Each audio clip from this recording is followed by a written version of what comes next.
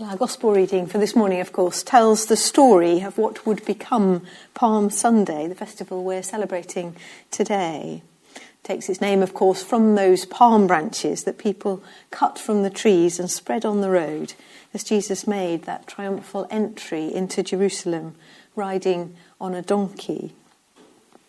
And I'm sure we're familiar with the story of how Jesus sent those two disciples ahead of him as he approached the villages of Bethphage and Bethany, the way he tells them to find a colt and its foal, to untie it and to say, if anyone asks, the Lord needs it. Jesus has gone ahead. He knows what is about to happen.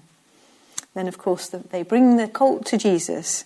They put their coats on the animal for Jesus to sit on, spread their cloaks on the road for Jesus to ride on. It was the red carpet treatment in first century Palestine. And then the whole city comes out to praise Jesus. Blessed is the King who comes in the name of the Lord, peace in heaven and glory in the highest. It's a wonderfully spontaneous outburst of praise and rejoicing, a recognition of exactly who Jesus is, the Messiah, the coming King.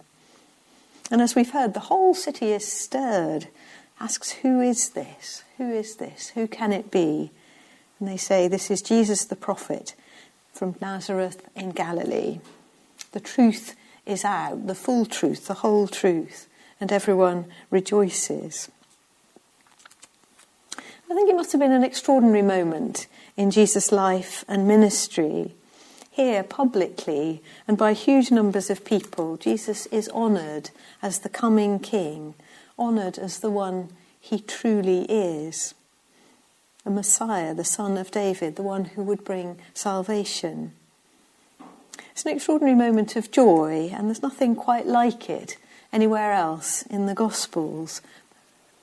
And of course we know that the event heralds Jesus' entry into Jerusalem and to the cross and to the Last Supper. But for a moment, as people spread their cloaks and palm branches, Jesus is honoured for who he is. It's a moment of pure rejoicing. And I guess we may have known in our lives moments of joy, moments of rejoicing. Perhaps times when everything has seemed perfect, everything has come together. We've been sure of our own identity and calling. Moments which stay with us for the rest of our lives. It might have been a moment when we were sure of the Lord's presence with us in a deep and intimate way. It might have come through human circumstances, the birth of a child or a grandchild, maybe even a brother or sister when we were younger. It might have been moments at weddings, perhaps our own wedding, just a clear sense of our identity, our calling, a sense of joy. It might have been times of achievement in our lives, perhaps being offered a job or a place at university or our first own home.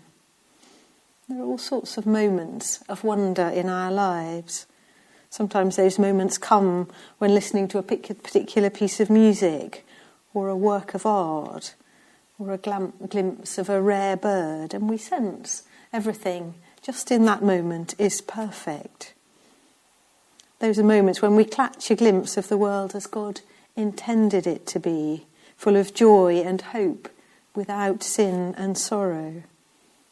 And I think those moments also enable us to catch a glimpse of the life beyond this one, the resurrection life that Jesus was preparing the way for, when there will be no sighing or mourning, when the Lord will wipe away all tears from our eyes.